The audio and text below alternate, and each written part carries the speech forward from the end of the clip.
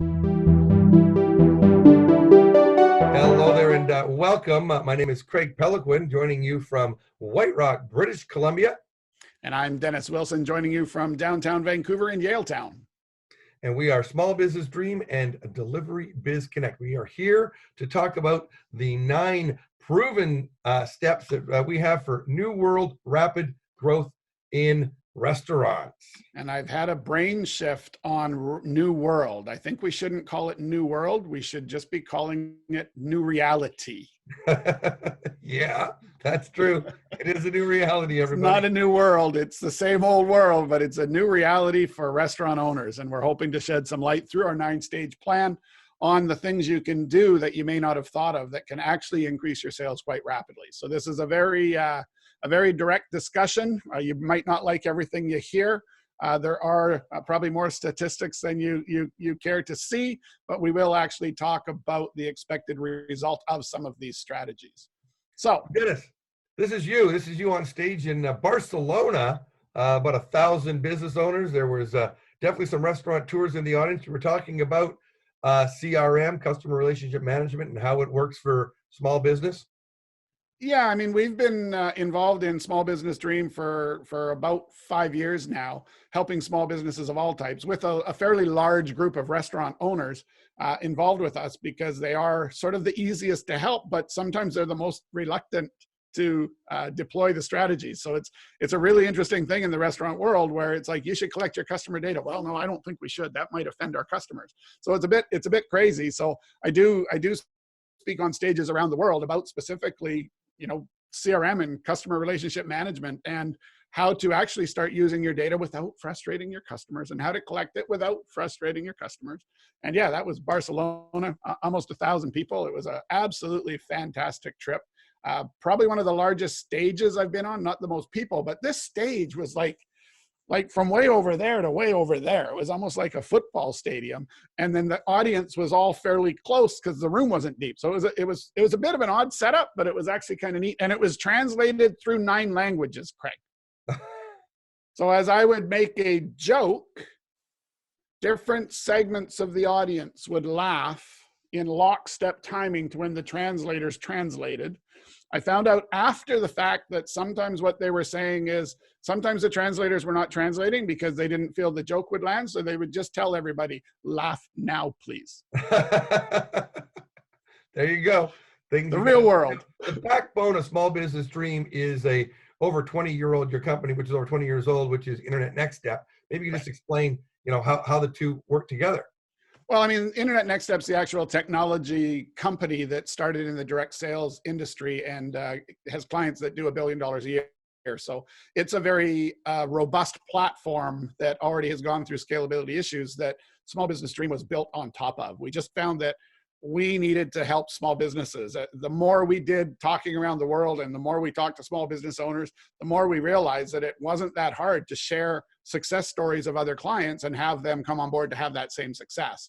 Like today, we're going to talk about simply implementing your own online order system can increase your sales 30%.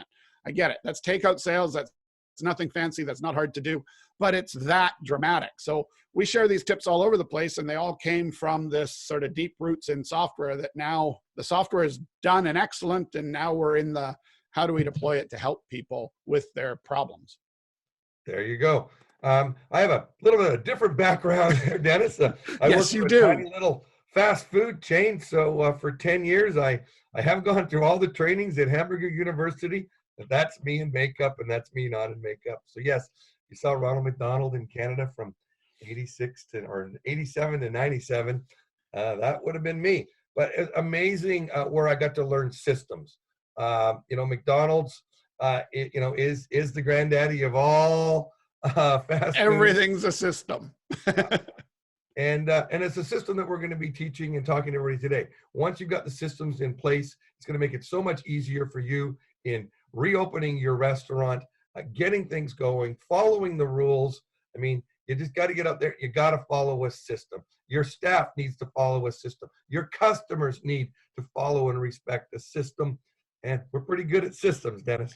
Well, that's just it, right? And we've actually found it, and we even have a slide where we're going to share just how befuddled a lot of restaurant owners are out there. So Delivery Biz Connect is the extension of Small Business Dream that specifically solves almost everything we're going to talk about today can be solved with a $99 a month package in Delivery Biz Connect. So you don't need our software to benefit from all the stuff we're about to share with you and all the things that other clients of ours are having success with. But this sort of wraps it all together so you don't have to connect 5 or 6 different things together.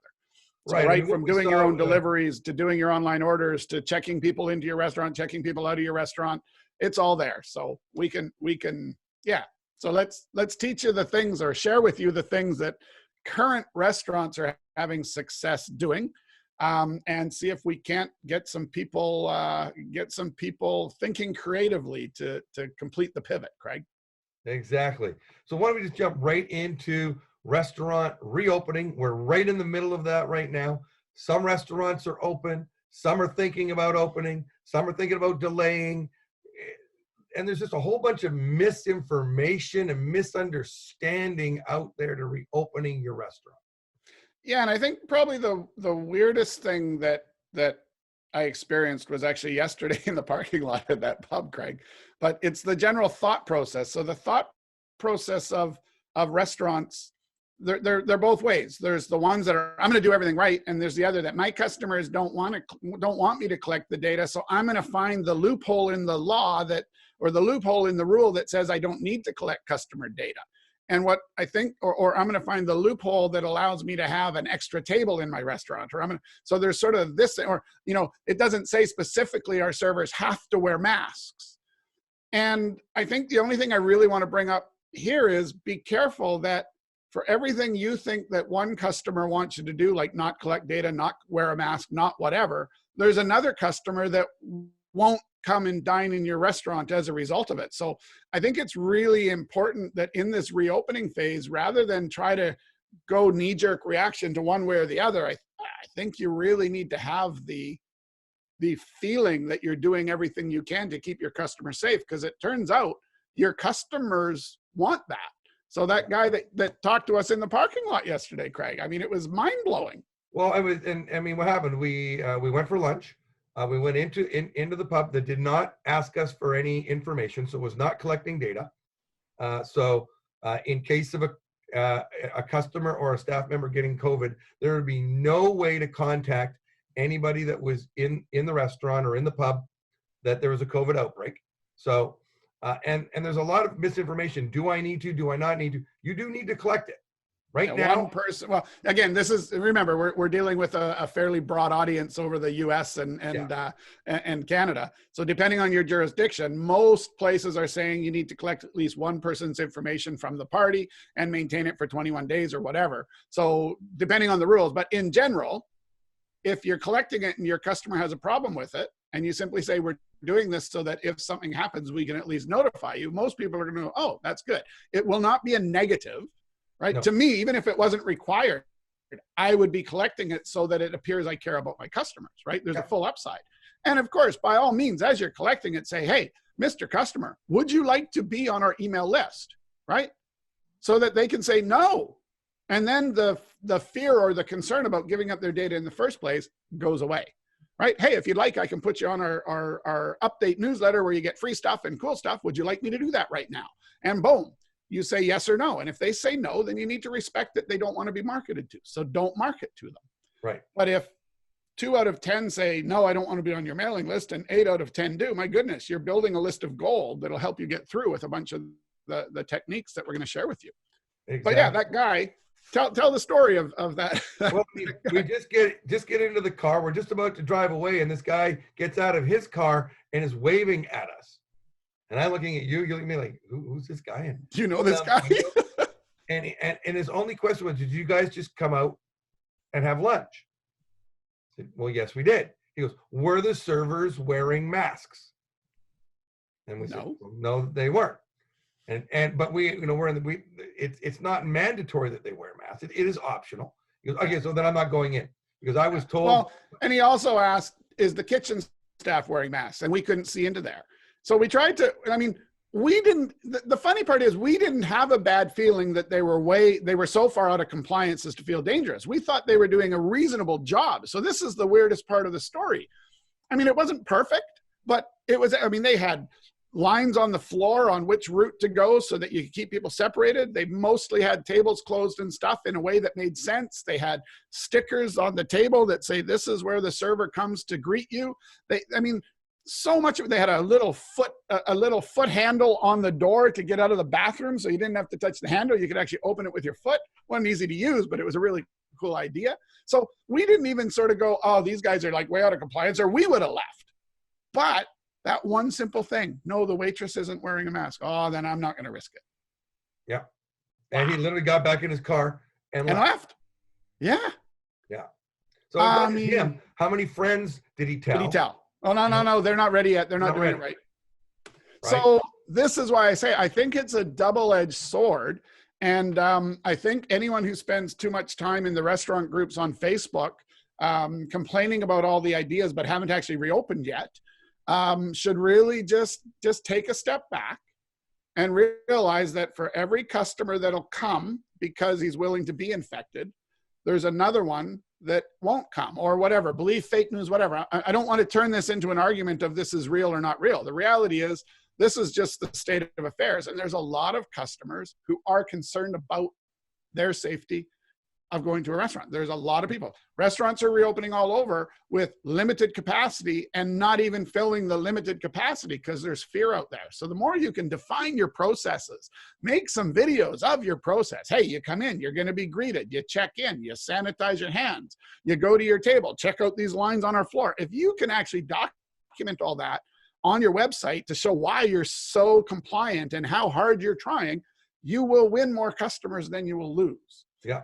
And one of our clients, Dennis, isn't opening until, not open yet. And he says, I purposely did not open right away because I don't feel that we're ready. I haven't got all the things that I want that are over and above what I need.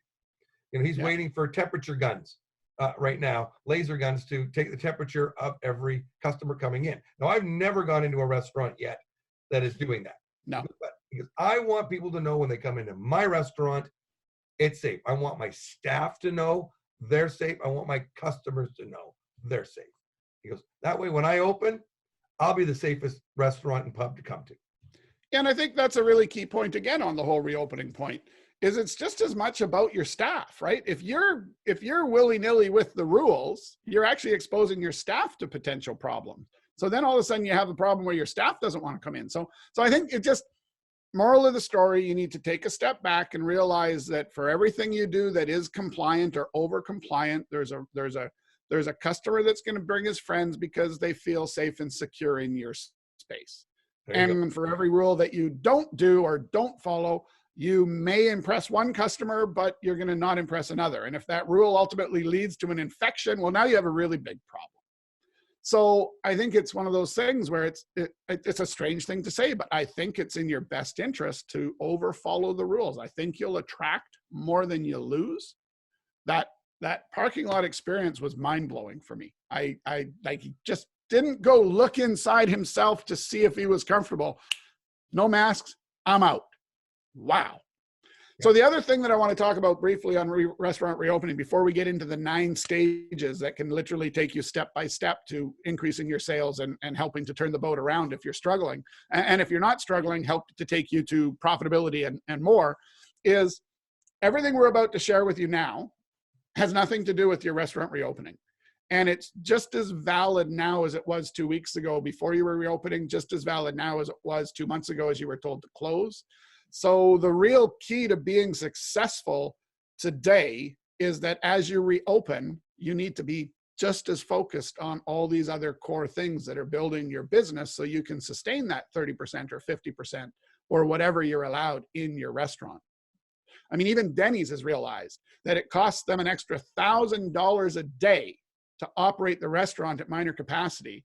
And they were to the point where everything was going pretty good on takeout only. And then in opening the restaurant and incurring another $1,000 a day in expenses to have a 30% occupancy restaurant in some states, they've actually realized that they went from paying the bills to suddenly losing $1,000 a day because A, the people just weren't coming back as fast as they thought.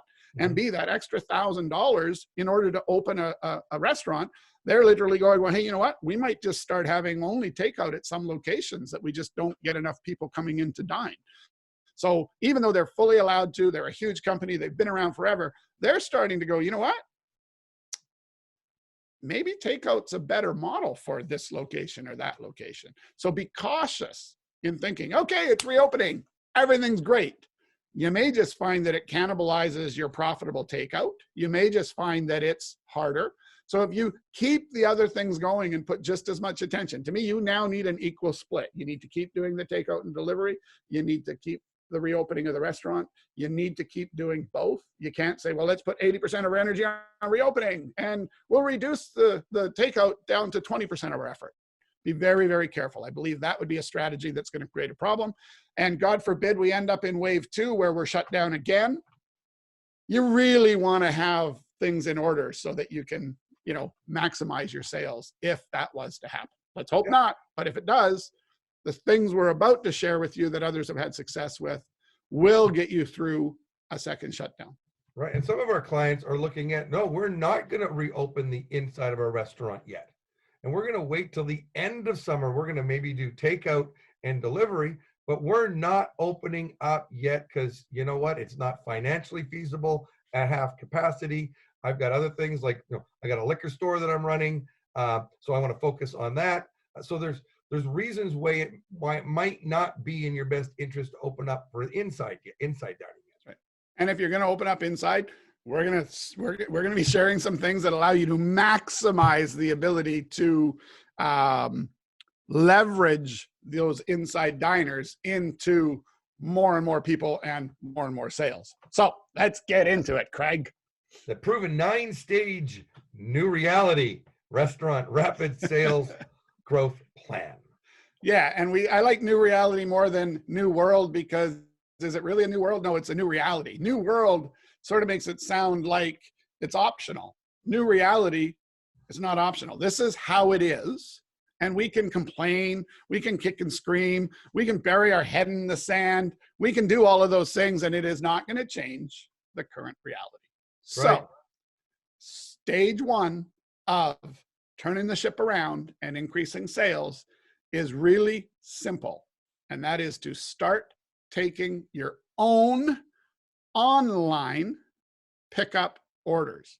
So this is important, Craig. This means not just using Skip the Dishes, but actually having your own online ordering capability so that your people can order directly from you and come to pick it up. So we're not talking about replacing Skip the Dishes. We're just talking about anyone who was ordering through Skip the Dishes or any of those places and coming and picking up, you were losing a commission. Now they can order directly from you and you don't lose the commission. More importantly, this actually creates a sales increase. Even if you're using Skip the Dishes and DoorDash and all that for delivery, simply putting your own online menu to be taking your own online orders for pickup increases your sales 30%. Now, I say 30% because you can research the internet and find that number all over the place. Our experience with our clients is it's considerably more than that. And it's twofold, Craig. It increases your sales and it immediately pulls back all of the takeout orders that you were getting from the third parties that were charging you only from 10 to 30%. So not only do you get more sales because people now see it happening, but you also get to pull back some of the stuff that you had coming from those other people that was losing you that percentage. So it's huge. And it does do what we're saying here. It creates a database for you automatically that you don't have to enter because they've gone online, they filled out their name, their email, their phone number, and placed the order, which goes into whatever database you've got set up with your online ordering system. Yeah, and what's crazy about it is everyone's always fearful of collecting customer data. But you know what? Someone places an order online, they don't even question giving data. It's very normal when you order something online, you have to give up your data. And surprisingly, they'll even give up their address and everything if you ask for it. So it's not like they're worried about it. So they're coming to pick up, but they'll still give you their physical address. Now, you don't have to do that, but they still will. Because that's what's sort of normal on the internet when you buy stuff. You get asked for a bunch of information. And then if you're doing it right with a CRM in the back end, you literally, every one of those orders is going into the CRM. They're getting the opportunity to join your newsletter or not join your newsletter. And by having that database and learning how to market to it, this will actually create you another 25% increase in sales. CRM being used properly increases sales another 25%. Wow. Yeah.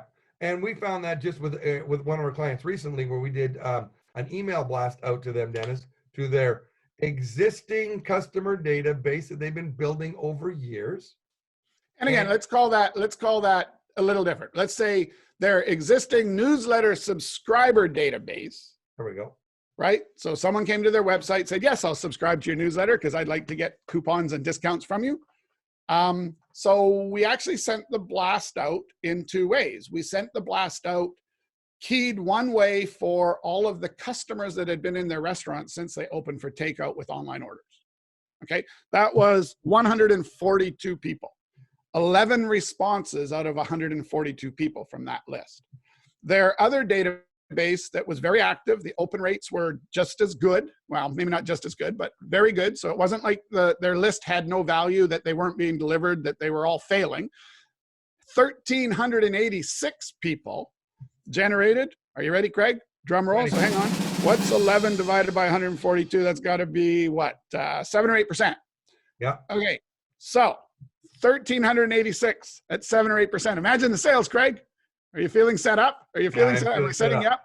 Okay. So of 1,386 people that signed up from the newsletter on the website, 0. Goose egg. 0.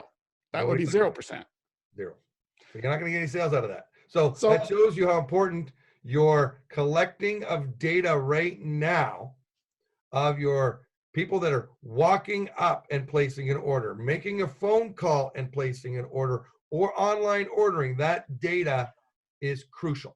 Yeah, and this was literally 142 people that had either done takeout or an online order, because they were collecting most of it took us a while to get this particular client on board with really trying to collect the customer data. So we'll say most of the time they got the customer data. So that 142 people was people that had been there for takeout or ordered online. So they might have rocked up to the window and placed an order and waited for it, or they might have ordered online in advance. So it was all active people who had literally eaten the food in the last 60 days, let's say. And wow, 11 out of 142 versus 0 out of 1,386 so-called loyal newsletter followers. The Facebook ad campaign, or not ad campaign, sorry, the Facebook post created an equivalent goose egg of 0. There you go. So my good, do we need our data? No, we don't really need our data, but we sure can increase our sales and have a nicer life if we have it. Now, what are these things? The world has changed. This is the new reality. Data is king. And though it's foreign for a lot of restaurants, we implore you to please, please, please figure out how to collect and utilize it so that you can be one of the ones that survive, because we need restaurants to survive, because I don't want to keep cooking at home. There you go. Now, QR codes are really going to start coming into play now. Once you've got online ordering, you now have touchless ordering outside your restaurant while sitting in the parking lot in their car for takeout or pickup or curbside service. And you've also got the ability for touchless ordering inside your restaurant. How does this work? So for the younger crowd, or the people that understand QR codes, or the people that really just want to use their own device, you stick the QR code to your table and say order here, and maybe put a short URL for those that don't know how to figure out their QR code reader. But that then brings them to the menu. They then select from the menu. They pay right there from the menu, and the order goes in. And the waiter or waitress doesn't need to do anything except bring by glasses of water. You don't need to hand out the whatever, either disposable or laminated, that you're going to sanitize each time. So it can literally be the first interaction with, hey guys, do you need menus, or did you want to go touchless? So once you have online ordering, you actually have all of the pieces you need for contactless. Like Craig said, they drive up into the parking lot and they sit in the stall and they scan your QR code that's hanging from your eaves, and they place an order, and they put a note that says, I'm out there in a blue, in a blue whatever. And the order comes out, it's prepaid. So everything actually opens up once you have online ordering, because it's the same mechanism for online ordering as it is in restaurant ordering. There it is. And QR codes, of course, are really cool. So once you've got your online ordering set up, right? And you've decided, are you going to do curbside? You can do that because it's all possible. Once you have online ordering, you can do curbside. You can do contactless dine-in. You can do all of that. So it's like deliveries. It's like a 9-for-1. Yeah. Stage 2 becomes, you got to get the word out. So there's a number of ways to get the word out, but this takes work. So one of the number one things you need to do is you need to announce very loudly, very largely, like overdone to the point of bylaw restrictions possibly saying to you, why are you doing that? Like, this needs to be loud. QR codes, for those that aren't aware of them, are basically they embed links to assets like a video or an audio or an online order page. Yay! And the neat thing about them is they can be read from a phone from a long, long ways away. So if you have a great big one, like say you filled up your window with a QR code, and people can just point at that from their car, it'll actually bring up your menu and they can actually start ordering from you from that. Or of course, we recommend a short URL. So there you can see it's order online at twt.bz/saw, and they can enter that into their browser for those that aren't QR code friendly. So you need both of those things. They need to be loud and proud on your location. So anybody walking by, anyone driving by, gets curiosity, knows that you do online ordering. You do online ordering for takeout. And we recommend in the beginning, do online ordering for takeout only. Online ordering takeout only increases sales 30%. So we're not talking about complicated, oh, I got to figure out how to do delivery. No, no, no, no. They will order online and come and pick it up. Yep. It's just that simple, but you got to let them know. So if you don't have a big email list to let them know that you have it, you got to get it on your windows so that people can literally do it. Instead of them coming up to your store and walking in to order, now they'll literally order outside and it all just happens easier. Your lineups are less. Your phone doesn't ring as much because a bunch of people are doing it on their own. So you're not overwhelmed. It's funny. One of the most interesting things that actually I think it was Denny's that I saw this story on. The biggest problem with takeout was none of their stores had enough phone lines to deal with the people phoning in orders. So they actually converted their entire head office to a call center as part of the pivot. I think it was Denny's. Gosh, I hope it was. Or I hope I'm not making a mistake. But anyways, one of the big companies converted their head office to a call center because they realized immediately that they were losing a ton of business because no restaurant was set up with enough phone lines to deal with the incoming barrage of orders. Online orders makes that problem go away or lessen. Yeah, absolutely. But getting the word out, number one thing is all over your shop so that a person walking by goes, well, I didn't know they did online orders. And boom, scans a QR code, saves it, goes home, orders when they're ready. And of course, post, get on your social media, your Facebook, on your email list, on your website, all your social media, get the word out.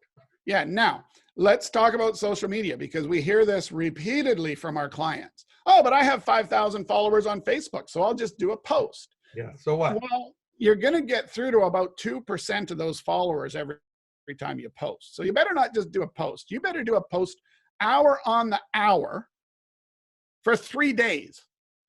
Because if you just do a post, you're going to get exactly what you deserve for the effort you put in. It took you 10 seconds. So if you're lucky, you'll get one customer. So be super careful in succumbing to the I'm going to do what's easy thing.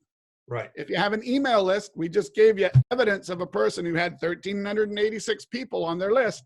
A blast out offering a bunch of free chicken wings generated 0 results. Yet 142 of current customers that had eaten there in the last 60 days generated 11 results. So be careful. Easy is going to make you feel that it didn't work. And you deserve that because you went easy. So social media, there's cool tools out there, Hootsuite, these kind of things where you can literally make the message. You can tell it to send it once every hour for 2 weeks. You can use some automation. There's lots of cool tools out there to help there. Your website, yep, might cost you $100 or $200 with your web designer to get it put on that now you have online orders. And it's just a simple link to your online menu. Right? If you want to go further, you get one of the systems that embeds it. With Delivery Biz Connect, you can go both ways. You can embed it right into your site, so it's all in you, or you can just link to our easy order page if that's simple. Heck, if you don't have a website, Delivery Biz Connect gives you a 3-page website that's super simple, automatically set up, and it'll work for the purpose of increasing your sales 30%.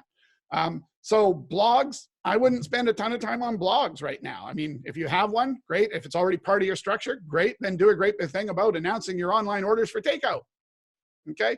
So, and of course you could put some advertising into Facebook to up your ante, right? But the key is once you have online ordering, you got to scream it from the rooftops. It's got to be something that explains that you have it going into every single bag of takeout that people are getting out there. You need to do everything you can to make sure they know you have it. That's the key to increasing sales. A lot of people that wouldn't have bought from you otherwise now will. So that's the key. The other story you need to tell, Dennis, is you need to tell the financial pain that Skip the Dishes and Uber Eats and these third-party delivery apps are causing if you are using them. Now, using them the first time, that makes sense. That's customer acquisition. I got no problem with the amount of money that these third-party delivery apps charge to get your customer the first time. Well, because everyone would give a 25% off or a 2-for-1 entree or whatever to try to build a business. In the old days, before you had your successful restaurant, you did that stuff. Once you got a base of customers, you stopped doing that stuff. Guess what? We're back to you not having a base of customers. So we got to react and realize that all the ones that used to come that knew my head waiter, they're not coming because we don't know who they are and we can't reach out to them. That has to change, right? And you're absolutely right. Like it's a critical piece of the whole process to realize that the way you used to do things doesn't work. Right. We need to do the things that we were reluctant to do in the past. Yeah, your customers aren't aware that Skip the Dishes is hurting you. If you're taking Skip and you're taking Uber, they think that they're helping because remember, on all the advertising going on the radio and TV and that happening out there is you Skip the Dishes and save your restaurants, and we've waived the delivery fee and save your local restaurant, but they haven't waived the 30%. Well, they've lowered the 30%. Making me crazy, Craig.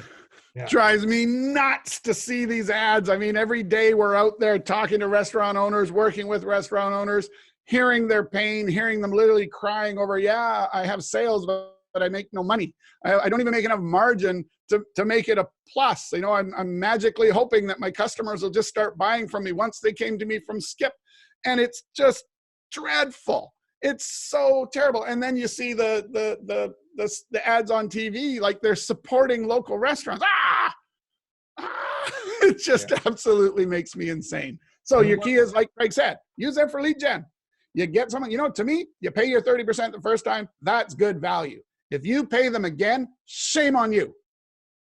Right. Shame on you. You haven't done your job as a restaurateur in the new reality. You need to be getting that data. You need to put that takeout menu in that tells the story of the pain of Uber Eats, asks them to bring their friends. You need to just reach out and touch the heartstrings. Yep. Almost every friend I've had that's posted that they like Uber Eats or like any of these companies on Facebook, and I go, did you realize that you're killing your local restaurant? What do you mean, man? I'm supporting them by ordering. And I'm like, no. Hey, did you know this? And they're like, really? And they're just down the street. Like, I should have ordered and just gone and picked up. Yeah, you would help them. And they're like, oh my God, I had no idea. No, that's so understand your customers don't even know. And when you're tipping an Uber driver or you're tipping somebody else that isn't part of the restaurant, that isn't there, you're better off to go pick it up and tip the waitress that is now doing the takeout right now, the server that's doing that, and somebody that you can help that you know personal. Yep. Yeah. So real key is all of this letting people know about you is included in getting something into the bag of every single takeout order that tells the story, right? Reach out to the heartstrings, reach out for community support. You will be blown away at how much people support you and are willing to do. And of course, we're going to talk a little bit later on about how we can amp this up even more. However, let's get to stage 3, Dennis. Stage number 3. This is my favorite and most restaurant owners' least favorite topic. And this is where the long-term, really, really big money and real big ability to do a pivot and wiggle and waggle and make sure that you come out of this a stronger restaurant with more business and making more money than your dine-in experience ever created for you. You need to collect and learn to use or buy into a system that just has a bunch of the basics built in so you don't need to learn it yet. Your customer data.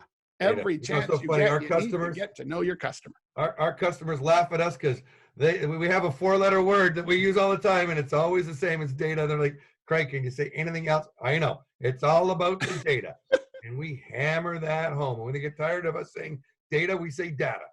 Yeah, that's right. That's right. Yeah, and it's terrible, right? Like we see their pain because even if the owner's on board, the person doing the takeout order is like, but I don't want to collect it.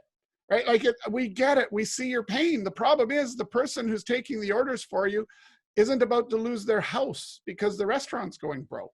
Like Yeah. you just have to realize the new reality has new rules. And you're going to have to get your people to adopt the things that will allow you to save your business. Or by all means, give the keys back and walk away.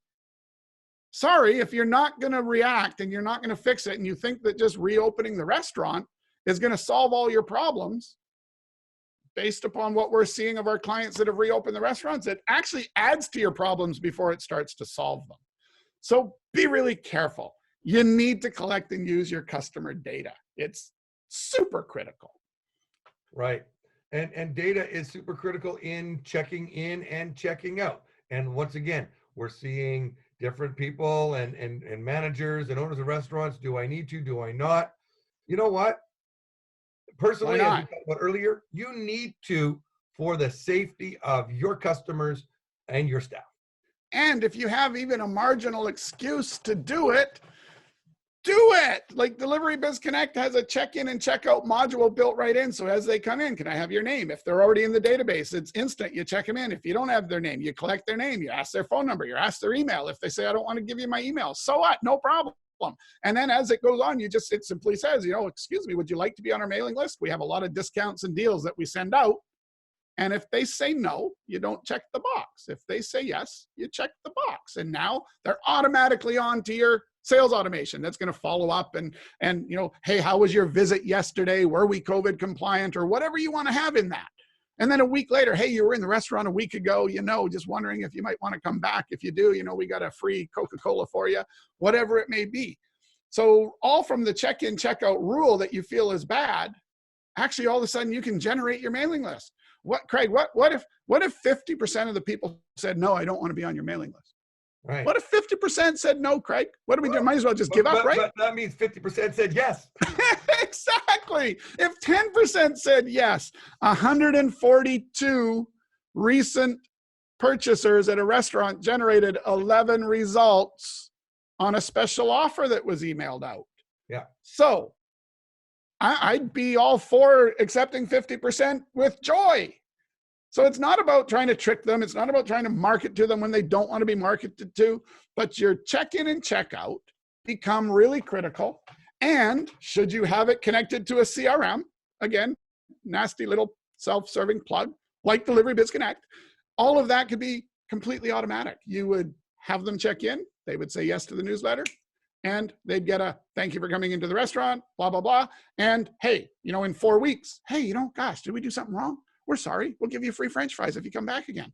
You have the ability to literally now remarket to those customers, bring them back to your restaurant for an experience, offer them special things, do exclusive evenings, offer exclusive take and bake items. Oh my gosh, it just goes crazy what you can do because collecting your data started with the check-in.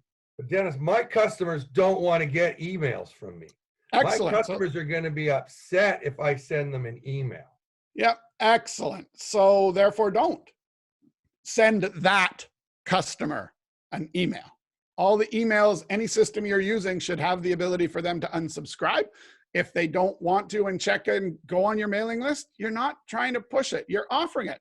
Most people knowing that you're going to send, 20% off coupons or free French fries or special experience, just knowing that you have a tips newsletter where they get goodies and they're part of the VIP club, it's enough for them to just say, yeah, of course. They're in your restaurant. A repeat customer is more likely to say yes.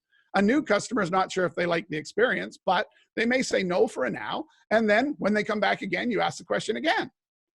Once they've had a good experience, they're likely to say yes. In your book that you wrote a chapter about restaurants and a local restaurant that collected data, and you came up with a number that each piece of data was worth as a restaurant owner. So each piece of data that you collect will earn you on average, okay, and this is even if it's just a little piece of paper that they filled in when they're in your restaurant or joining your newsletter, each piece of data that you collect will average out to increasing your sales above where they are today before you started collecting data, $26.67 a year in annual sales.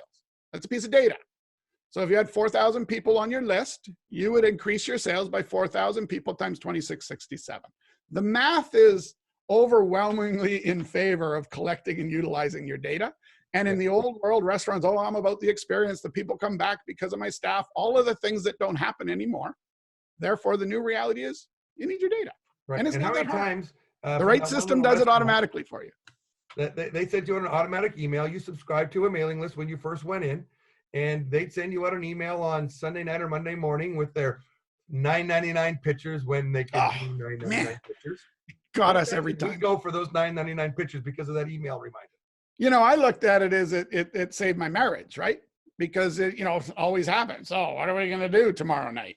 Well, I don't know. What do you want to do? I don't know. What do you want to do? Why don't you ever make a decision? Well, why don't you ever make a decision?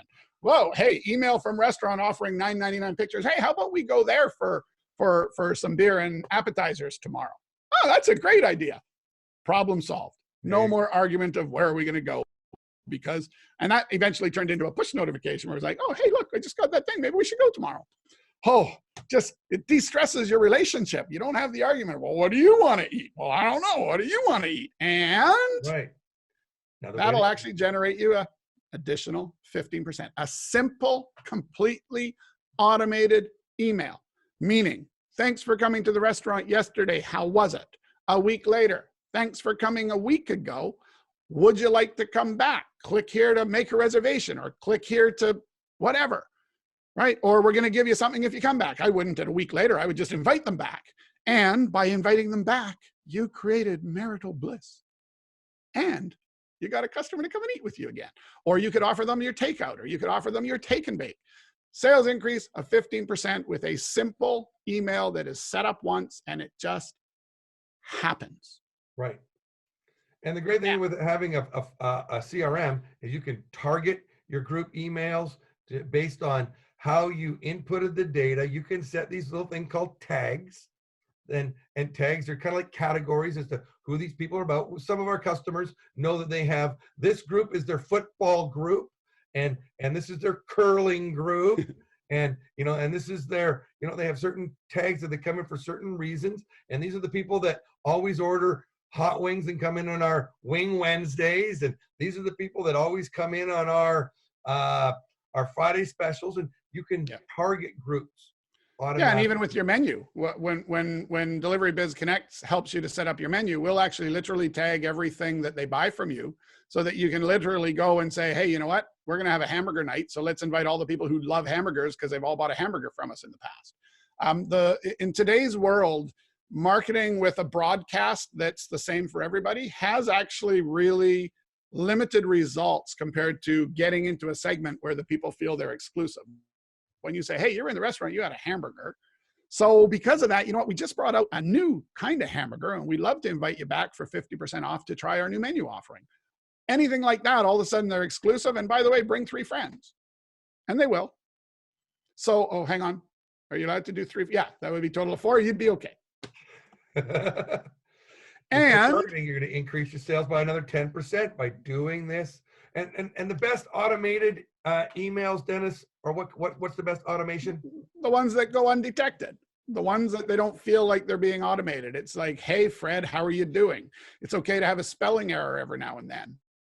Like it needs to be human. It doesn't need to be HTML formatted, perfect, restaurant-y, you're beautiful, look and feel and whatever, because none of that comes through on an email.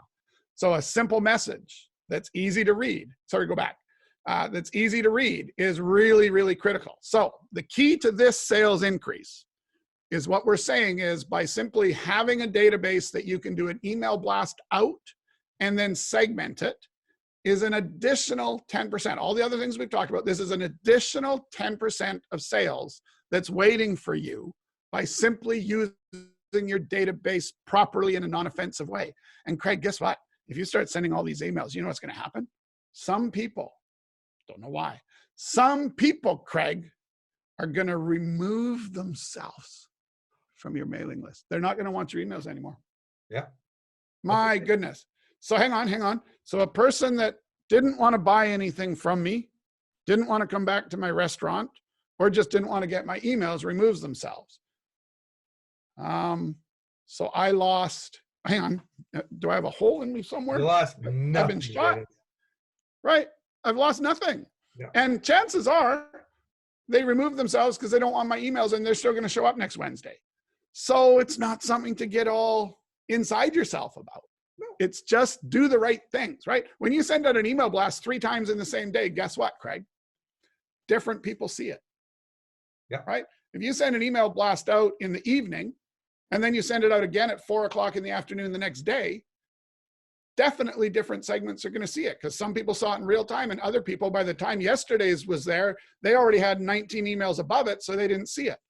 Send out the exact same email with a different subject on it, and a different part of your database will respond to it. It can have the exact same body. So people don't get your email, read it, and go, I'm not interested. Most of them don't even notice it, which is why the number one problem with using your email database, especially restaurants, is they don't use it enough. Right. They're like, oh, but they're going to hate me and never come to my restaurant. No, they're just going to take themselves off your list and keep coming to your restaurant. Oh, you emailed me too much, so I'm never eating your food again. It's just not in the psyche of the client. You know what? I'm tired of getting their emails. I'd rather just go when I'm ready. Excellent. There's no downside. So Okay. it's not as scary as everybody thinks. It can be fairly automated, done right. They love you for it. You get great comments. You get great feedback. So here we go on to stage 4.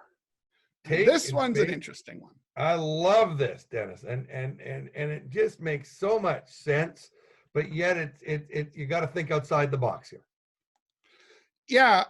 So the key to take and bake is that you have to do something that is going to be better than they can get in the frozen section of the grocery store. Now, recently in Vancouver, anyways, almost any of the high quality frozen prepared foods have been perpetually out of stock. So this opens up room for the restaurant. Now, you don't need to go in with pricing that's the same as the grocery store, but you do need to go in with something that is definitely freezable and definitely recoverable. And by recoverable, we mean that you need to have already tested yourself that in your packaging, in your whatever, they get a instructions sheet that teaches them either how to freeze it if you're not selling it frozen, right? Because the reality is in freezing, I think probably most restaurants owners know this, but some of our non-restaurant owners on this webinar may not. If you first put stuff in the fridge and get it as cold as it'll get, so 24 hours in the fridge before you freeze it, it'll actually be better quality coming out of the freezer. And that's because you already got it cold, so you didn't shock it as much. You didn't freeze it as much, which doesn't create as big of ice crystals. It's the same concept behind making ice cubes that are crystal clear. Anyways, it works with food too. So you teach them how to do that, and then you teach them how, when you take it out, and sometimes a frozen food is better to be thawed before you cook it because you'll get a better end result, and sometimes it's better to be cooked from frozen. You need to design your menu and tweak your menu and test your menu to make sure that you're not just selling a frozen pizza that is going to taste like crap when they heat it up. So you need to actually make the experience. A nice little instruction sheet. Okay, so step 1 is do this, step 2 is do this, step 3 is do this. You know, put it in a different container, put it on a different plate. No, heat it up in the thing we gave it to you. You need to teach them step by step and make sure that then what they're getting is they're getting a restaurant experience on their plate at the end of the process. Yes. Okay. Another key, which is really nice, restaurants love this one.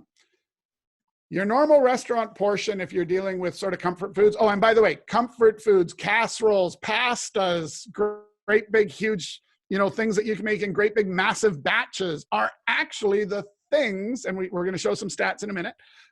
These are actually the things that people want. So you're going to sell a 5-pack of shepherd's pies. Now, you want to make your portion size enough for 2. Now, here's the neat secret about that. Doesn't mean I didn't just double your food costs. No. Because it turns out that your portion size is way too big. In a restaurant, people eat it. You need to give them enough. You need them to walk out stuffed because somehow that's the weirdness of a comfort food feeling. right? You don't need that when you have fancy French food and stuff. You give them 29 courses and then they go have a Big Mac after. That's okay, because that's a different style. In your comfort foods, in a restaurant, you're usually giving about 1.5 times what a normal person should ever eat, which is awesome, right? Great value. In the take and bake, what you need to do is give 2 portions. So that doesn't mean double your restaurant size. That means maybe 30 or 40 or 50% more food to take that up to a healthy 2-person at home. As soon as people go home, man, they don't eat as much as they will in your restaurant. You give them a plate like this in a restaurant, it becomes a challenge. At home, they will not put that much on their plate. So if you say that, whatever it is, the 9x6 lasagna reheatable things are a 2-person portion, it is, even though 3/4 of that was a 1-person portion in your restaurant. So take and bake's really key to be comfort foods, easy to rebake, reheat, frozen or not frozen. You can sell them frozen or you can sell them not frozen, telling them to freeze them if they're not going to eat them in the next 3 days or whatever the rules are for that particular food you're selling. But take and bake, you will be shocked how many people will walk away with a 5-pack of lasagnas or a 5-pack of shepherd's pies, because it turns out one of the things on everyone's mind is, I hate the delivery driver coming, because people using Uber Eats and some of these delivery drivers, oh my God, you don't even want to know that they touched your food, right? Let alone the bag that's around it. So when you solve the problem of they take 1 delivery, and now you've actually solved the problem of, oh man, what am I going to do Thursday night? Because Thursday night I've got 4 webinars back to back. I'd like to say I got to take the kids to soccer, but right now that's not the case. But you're solving the problem of what do I do later in the week for an easy meal? And it turns out the stats say that is on people's minds way more than you can imagine. So now you've actually upped your average sale as a result of what if every 10th person bought $50 worth of shepherd's pie from you, $50 worth of whatever your ethnic cuisine is that can be sold in a sort of family style portion, and you figured out the trick to reheating so that it's awesome. It could be fried chicken, it could be frozen croissants, it could be all kinds of stuff. So take and bake, super favorite. Well, and you've had experience with this, even with one of our clients who sampled their stuff and literally sold out in a couple of hours. Yeah. Was convinced it wouldn't work. Well, you want to have a product that I wouldn't make. I mean, shepherd's pie is not an easy thing to make at home. I mean, you do it, but it takes a lot of effort. You got to make it all up. If I know I got it there, or an actual lasagna, I mean, I can't remember the last time I actually bought lasagna noodles and made a fresh lasagna. It's too much work. And if you're worried about labor costs, which a lot of people are right now in Canada anyways, 75% of your labor costs are covered by the government. So you can actually make your lasagna by making your own noodles if you want, and it's still going to make you money. So now is the time to get the volumes up so that all of this starts working. But I'll tell you, if you go buy a prepackaged one from one of your suppliers and cut it into pieces and drop it in the tin, you will never sell more than the first order, and you might even lose a customer. Don't take the shortcut. You're better off to not do take and bake if you're not going to do it properly, which means a high-end product.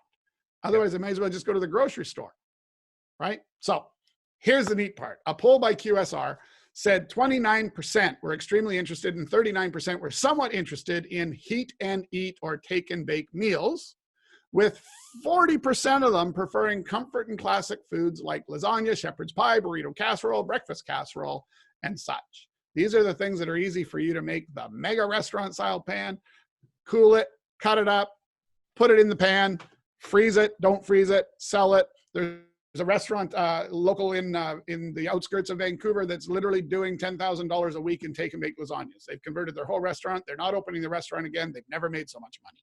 Right. People come in and buy them 10 at a time for $8 each. So outside the box thinking, what if you're what if your restaurant has a pastry chef? Well, then it's interesting. It turns out that croissant dough freezes quite well.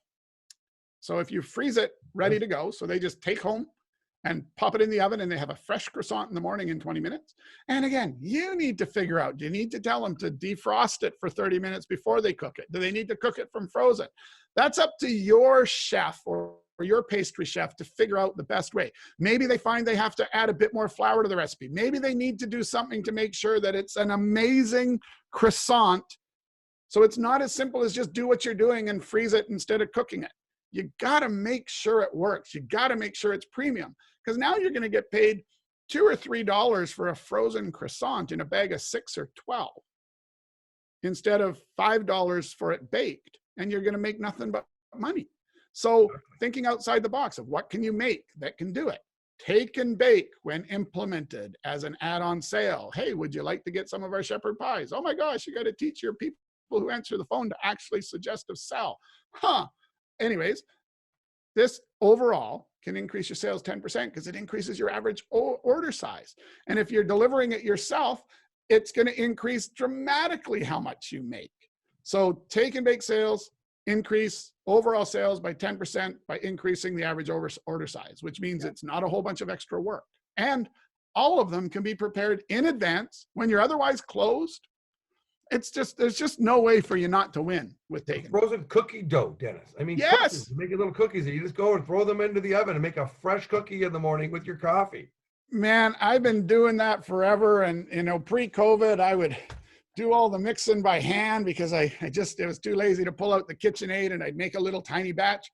Man, when COVID happened, I just pulled out the KitchenAid. I made a double batch of oatmeal cookies, and I didn't even bother to try to scoop the dough out and make it round. I mean, I just rolled the sucker out into a great big square, and I cut it into hunks. I threw it in the freezer, and I know that I can drop one of those cookies into the oven as I sit down to start eating lunch. And then my wife and I have a fresh baked, warm, ooey gooey, slightly crispy, slightly chewy. I've perfected the recipe because I've done it enough times. They come right out of the freezer. They last forever. And I do it in my house. Now imagine if you have the ultimate cookie recipe and you can sell them the great big mega cookies, because at home I'm making little tiny ones like this because I don't want to get fat, but that's not the experience you want. You want to send them out so that they're going to get the super big, oversized, shouldn't be eating it, guilty pleasure cookie. And you're going to get almost as much for it as a piece of dough as you will cooked. Yeah. And you're going to sell 6 or 12 of them at a time on top of an order of whatever they had for dinner. Because now you just solved their dessert problem, their coffee snacks. Wow. Take and Bake, folks, call us. We'll give you advice for free. We'd love to just talk to you to find out what can you do to solve your community's problems. They're waiting for you to solve the problems. They are doing that, which is going to lead us to stage 5 there, Dennis. Yeah, so stage 5, once you're doing your online ordering, interestingly enough, you can increase sales even further by having mobile ordering. So even though you can scan a QR code and order, and it's sort of the same thing, having a mobile app on their phone actually increases engagement. And there's a couple reasons for that. One is it's sort of the way of the world. That's what they do with Skip, right? They open the app. That's what they do with DoorDash. They open the app, they go through the thing, they go through the process. So when you have your own online ordering app that's actually branded to you instead of Skip, every time your customer logs in, they're being reminded of you. You can have a little picture that shows up, or at least in our app, in Delivery Biz Connect's app, you're imprinted every time. And if they refer their friends to your app, which we'll talk about even later, is now they get to see all your branding. So a proper app is going to get you branding. It's going to get your whatever message you're trying to say into the customer's face, so to speak, in a non-offensive way. It's not like 30 seconds of look at my ad before I let you to what you wanted. It's boom, boom to the online ordering page. It remembers all their orders. It's easy. They can see it. If you want to have loyalty points, you can do loyalty points. So mobile ordering and mobile app, the other big advantage is this. Email open rates, what we see is usually in 24 hours, we have about a 25% open rate if on a good database. And then it takes another 3 days before that tends to change more to the 35%. When you have an online, a mobile ordering app, you can send push notifications and you can literally say kitchen closes in 15 minutes. If you were thinking of getting something, you need to order it now. And it's to their phone instantly. And it's to what we're used to now, right? Everyone's phone goes zit, zit, zit, right? Zit, oh, chicken wings. Excellent, I did once. 15 minutes, better order them right now. And from that notification becomes the menu, boom, chicken wings, ordered. Don't need to remember anything. Boom, done. So now to build your own app, Dennis, it's not inexpensive. I mean, if you're going to go build your own app, and I'm sure as a restaurant owner, you've had companies come to you and offer to build a custom app for you. Yeah. Yeah, and typically you're going to be, you'll get people lowballing you saying they can do it for $2,500. They can't. You'll get people really slamming you at $30,000, which is actually more realistic. And of course, it depends on features. But the point is, you don't need to. There's tons. I mean, we're out there. There's all kinds of people out there that are doing the ability for you to have a mobile app.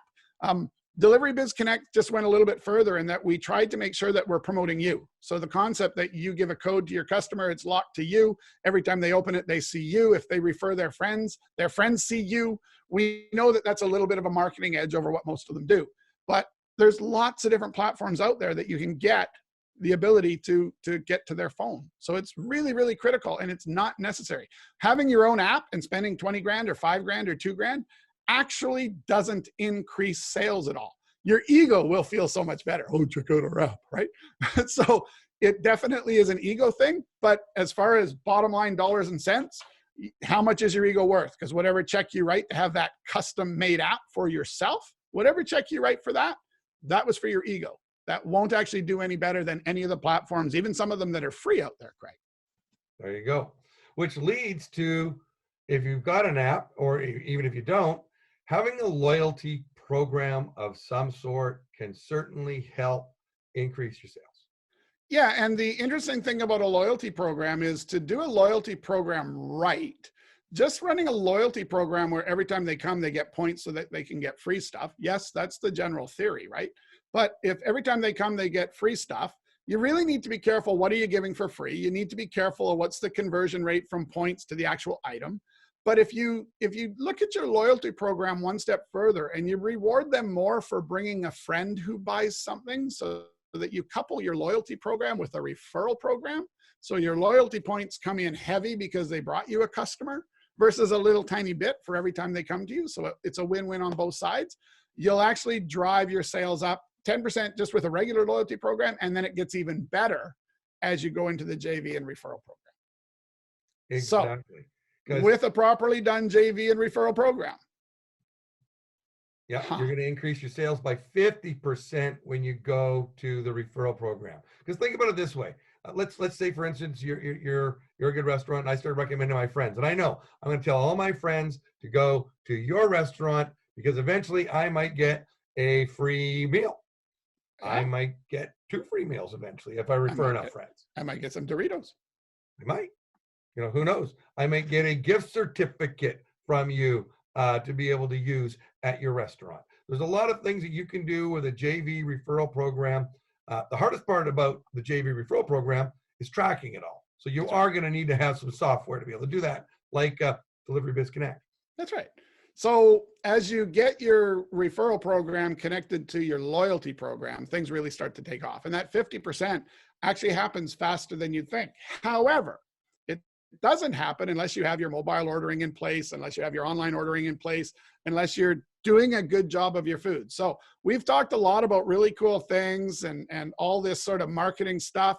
But in the end, if you're not doing proper takeout food, so we haven't talked about this. So before we'll stay on this slide because we're going to talk about doing your own deliveries. But if you're not paying attention to the fact that doing takeout doesn't mean take the menu you had and make it all available for takeout. Because what happens when you do that is you're going to be doing takeout on items that don't travel well, that don't reheat well, that don't arrive well. And that's actually hurting. So part of doing a proper takeout business is to actually make sure that your takeout menu is all stuff that is a good experience, guaranteed. And you need to be testing this. Don't assume that it's good. Because you know what? You could have the best French fries in town. And if you package them wrong for delivery, they're going to arrive a soggy mess. And it's not that hard. A lot of people buy the cardboard things because we're being eco-friendly, and they put their fries and everything in there, and they close it up, and they put it in, and they go. The problem is the fries can't breathe in that. So the steam coming off of them stays in the container, and the burger might not get mushy because you probably have it wrapped in the proper foil stuff, but your fries die. If all you did was poke a bunch of holes in the top of that takeout container so that steam could get out, your fries would arrive crispy. right? McCain's did a study. It's really great. If you search for them, I don't know what it is, McCain's takeout fries or something like that. It comes right up on Google. And they literally go through, because they're trying to sell your restaurant their pre-made fries. I wouldn't do that. I'd use your own awesomeness. But go and copy the God knows how many millions of dollars of research they did to figure out how to ship fries right. And it turns out the best way to ship fries, according to them, and I'm sure they spend a lot of money on this, right? They're trying to get you to buy their pre-made fries instead of you going, ka-chunk, okay, now we're ready for fries, right? They found the best way is if you think of the McDonald's container where the fries go in and they're standing up. They're like, put a napkin in there all the way to the bottom, and then you put your fries in, and then you fold the napkin over the top and stick it into the front, leaving the sides open, and then you ship the fries standing up. That is the best way to have fries arrive kitchen perfect. Wow, who knew? I didn't know. I was reading the whole thing going, okay, so when are they going to sell me stuff? When are they going to sell me stuff? Man, this is great information. When are they going to sell me stuff? Figure it out. Come on. So you need to make sure that your takeout stuff is awesome. Otherwise, all the techniques we're teaching you won't do anything because people aren't going to come back because your food sucks. So it's just as important to put all your creativity that you did into creating an amazing plate of food. You need to take all that creativity and knowledge of your staff into making sure that that great plate of food can get put into a box, separated appropriately, even if you have to send instructions about how to reassemble it. And if it's a little bit cold, the parts to reheat to make it awesome and how to reheat them. If you make it an experience so that the person cannot have a bad experience from your delivered food or the food that they came to pick up and take out, you will win, win, win, win, win with all of these strategies. That you will do for sure. So let's get into the one that we're now at stage 8. So understand this. This isn't stage 1. This is moving your way towards it, and there's no definitive timeline between stage 1 and stage 8. Correct. It's not like you got to wait this long. I mean, no. You can implement this as fast as you're able to implement these stages. Yes. But doing your own deliveries is stage 8. That's right. So a lot of the things that we're sharing that our clients have done to turn the boat around are things that start by trying to get your sales volumes up, right? Because the more takeout customers you have, the more likely some of them would prefer to have it delivered. So the better your food is and the take and bakes and all this kind of stuff, or the fact that now you can sell beer with a side of fries or whatever it may be. All of the strategies that help you increase your sales and collecting your data lead to making doing your own deliveries far more profitable. If you only have 2 deliveries a day, then it's not going to be profitable to do your own deliveries. If you're not using the third-party apps to get the customer in and then converting them to your own takeout, and then eventually you have a database of everyone who was converted, right? If your data is right, you'll know where they came from. You'll know they then came and picked up from you, and then, oh gosh, they went back to one of the third parties on you. But the point is, now when you're ready, you can go out and say, hey, we're doing our own deliveries now. So please use our online menu and we will come. One of our staff members will bring it to you. Share a driver if you have to. So the key to doing your own deliveries is, yeah, you could do them right from stage 1, but you might have to have someone from your restaurant on call to do deliveries that don't exist. So part of the reason why we put it at stage 8 is by now you've actually done all of the things to just get your volumes up to make you more comfortable. Then you bring a staff member back that's willing to go and do deliveries for you, and you can save the 75%. You build that business up before you lose that 75% advantage, because it turns out that doing your own deliveries come down to, in a best case scenario on an 8-hour day doing 3 deliveries an hour, come down to about $2.17 each to do them yourself. So if you only do half as good, they cost you $4. If you do a third as good, they cost you $7. But you know what? You're paying 30% of a $20 order already. Yeah. So you're already paying $6. So no matter how you slice the math, if you have any reasonable amount of skip the dishes or someone coming and picking up your stuff, you probably can start doing your deliveries. And now you take that 30%, you put it back in your pocket, you give some to your staff, your customers are happier. You don't have that, because again, skip the dishes and everyone, they're awesome, they're fantastic. And the 30% isn't all you pay. It looks like it costs you about 38% because there's 8% in orders that go missing or complaints that come in. So anyways, it's just better. So here's what was interesting, Craig.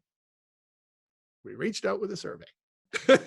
Well, you did the survey, so okay. I mean, you did this in a popular Facebook group, and you wanted to know the popular opinion on cost benefit of doing delivery with your own staff.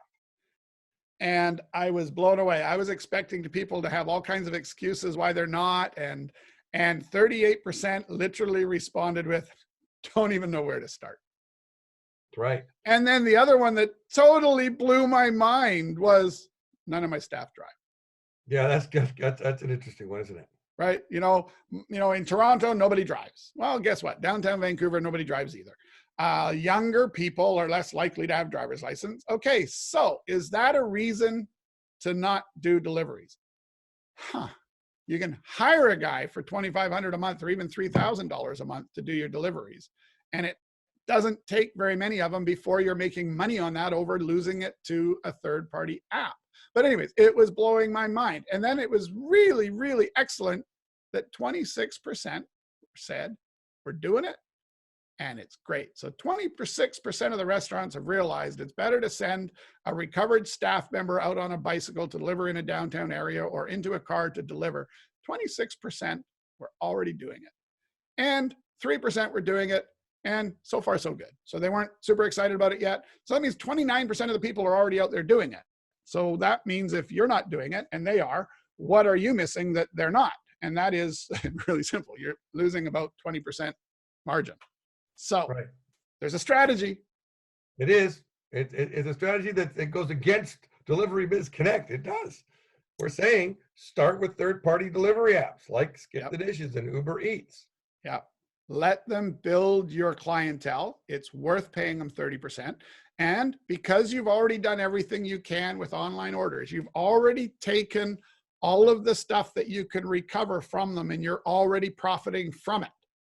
So by starting, or if you haven't, now you can start with them and you'll still profit from it because you've got the system in place. Your online orders are there. You'll only lose to them the ones you really need to lose to them. Or more importantly, only the people that have not driven by your restaurant or weren't on your mailing list or didn't know about you or had forgotten about you will use these companies to find you. So that means it's lead generation. Fantastic. Pay the 30%. Thank them very much. Give them a tip.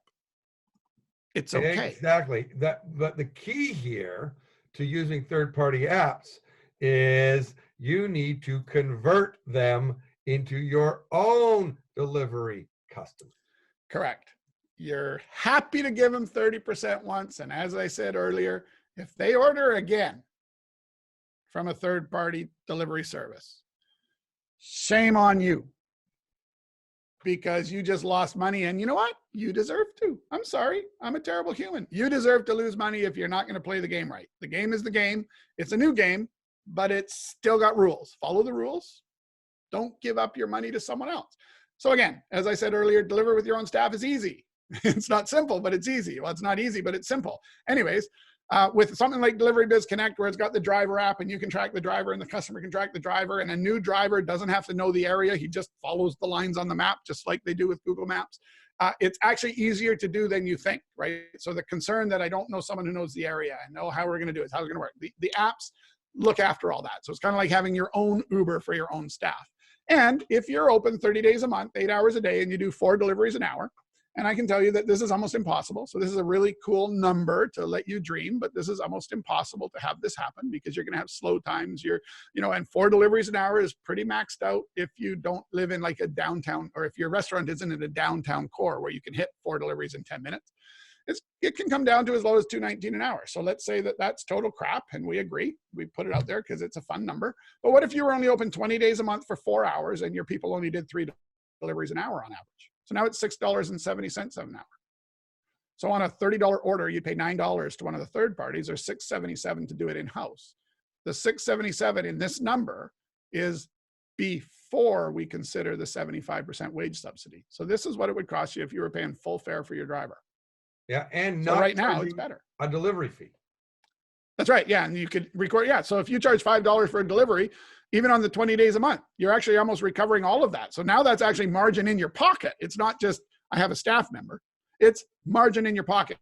And these numbers include things like extra insurance, and it actually takes into account, how many orders and how many chefs, and it's actually quite a complication that comes up with it.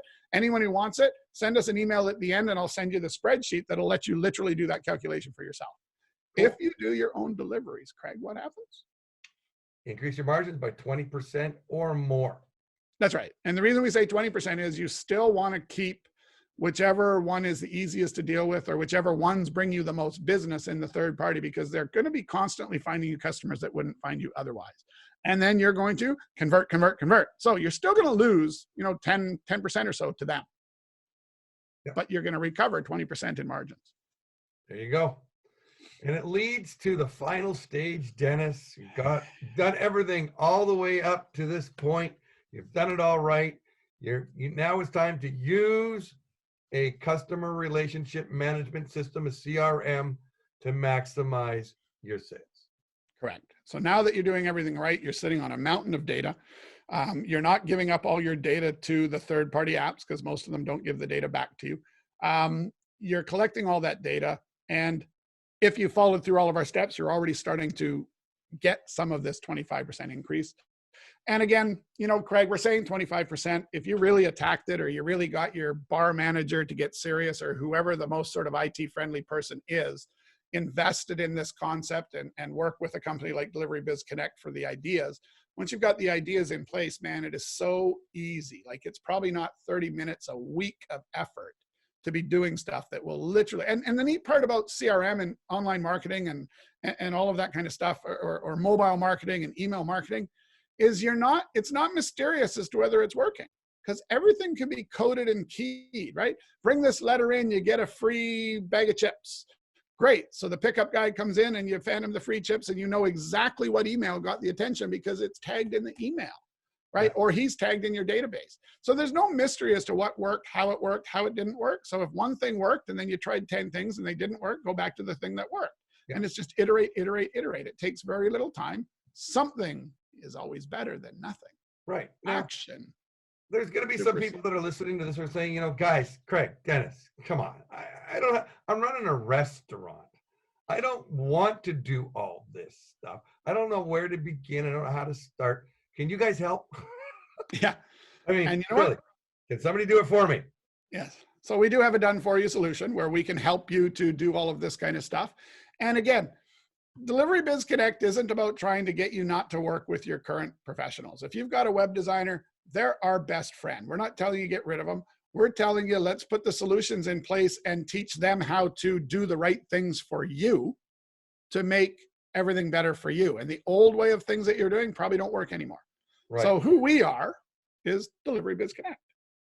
Right. We enable local businesses, not just restaurants, to take online orders within 30 minutes of downloading our software, and your sales are going to increase by 30%. Yeah, and it is really that simple. And some of it will come back if you're from Skip, and a lot of it is just by having the capability. People see that you have the capability, and now they're willing to do it because the last time they called you, your phone was busy. Or there's a lot of young people today, Craig. I mean, I don't know, man. I'm only 50, but I have never had, if my phone rings and it's my daughter, I am worried because something bad happened. Yeah. Because anything else comes by a text message, anything else happens through instant messenger, whatever it may be. So just know that by simply having it, everyone says, oh, but nobody orders online. That's because you don't have online ordering. Once you have it, you'll be very surprised how many people walk by, scan your QR code, go home, and when dinner time comes, remembers that it's you because now they have it. Yeah. So it's just so important. And I mean, I have children myself, grandchildren. My 5-year-old grandson is a whiz on an iPad. It's amazing what they know. And I've also talked to millennials that have a phobia of picking up the phone and talking to somebody. It's just not in there. They just don't not natural to do it. Yeah. So the idea of phoning to order a pizza is causing anxiety. It sounds crazy, but it does. It's totally true. And I've seen it as we've been out in our clients and the phone rings and the person on the end of the phone's trying to get the order out of the person. Well, do you want cheese or do you want cheese? Well, I'm not really sure. Hang on. Hey, Fred, do we want cheese? And it just goes on and on forever. And you can see the person on the phone going, oh my God, it's beeping in my ear because other people are trying to place orders and I'm losing orders. Where if that all happens online, they can take a half an hour to decide what to order. Yeah. It's not tying up your time. Right. So it sounds ridiculous. So I'll tell you what, for those who thinks it sounds impossible to increase your 30% with online orders, I got a deal for you. think it'll increase them 8%. Does that make it sound more realistic? And then when you get 30%, it's a bonus, right? Because you're actually probably, if you do it right, you're not even going to get 30%. You're going to get considerably more. One of our clients literally one day, $1,000 in sales, turned on online orders the next day, $2,000 in sales. There you go. More than 30%. Right. And if you want to with our app, we also allow local deliveries with existing staff so you can reduce the 30% paid to food delivery app services. Use them for what they're good for, bringing you new customers. Biggest thing about Delivery Biz Connect, though, is it's all in one. It handles your phone and online orders, delivery route optimization, driver tracking, automatic customer follow-up with our built-in CRM.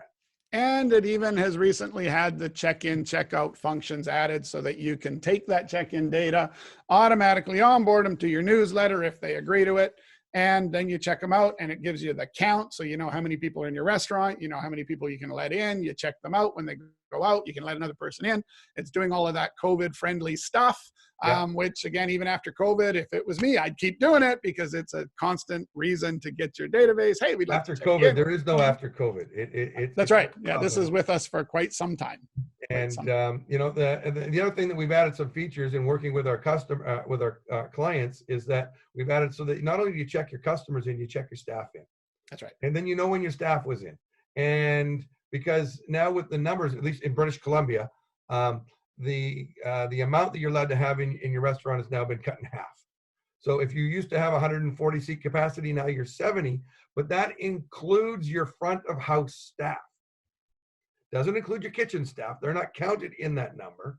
So our software, when the kitchen staff logs in, it doesn't add it to your count. But anytime you know, you don't need to have a clicker now and somebody going, okay, and then the other person are leaving, and this person, how many are in and out and adding, how many people are in here. You know at any time how many people are in your restaurant.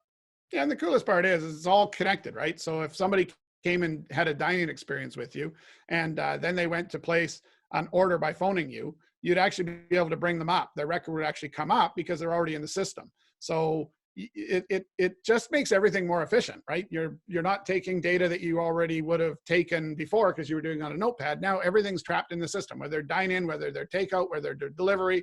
If they've placed an online order themselves, they're in the system. When they come to the restaurant, you'll check them in because you'll start typing their name, it'll show up, you'll check them in. So it's not an overhead heavy thing.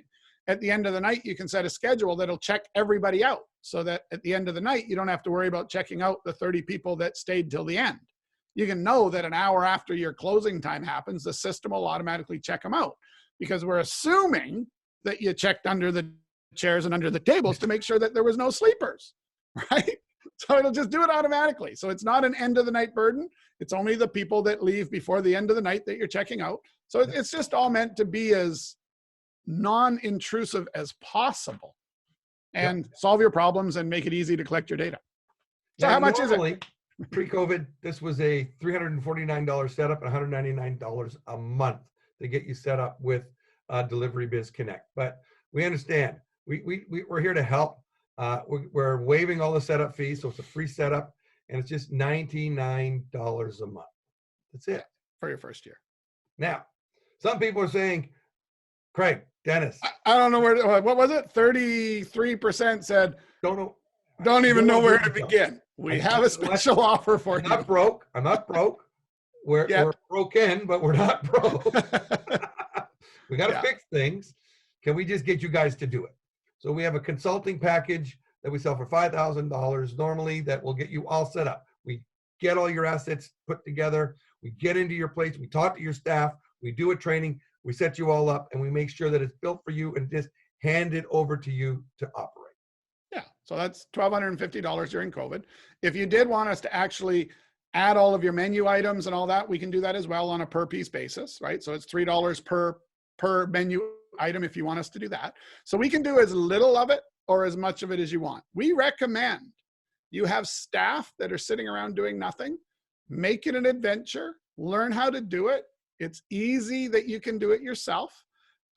We recommend if you can do it yourself. It's not worth spending the extra money unless you truly are, maybe you're running a business that is still successful and you're not hurting, but don't lay out the money unless it's going to give you a faster return, right? We're a very big believer in return. For $1,250, we might get you there faster.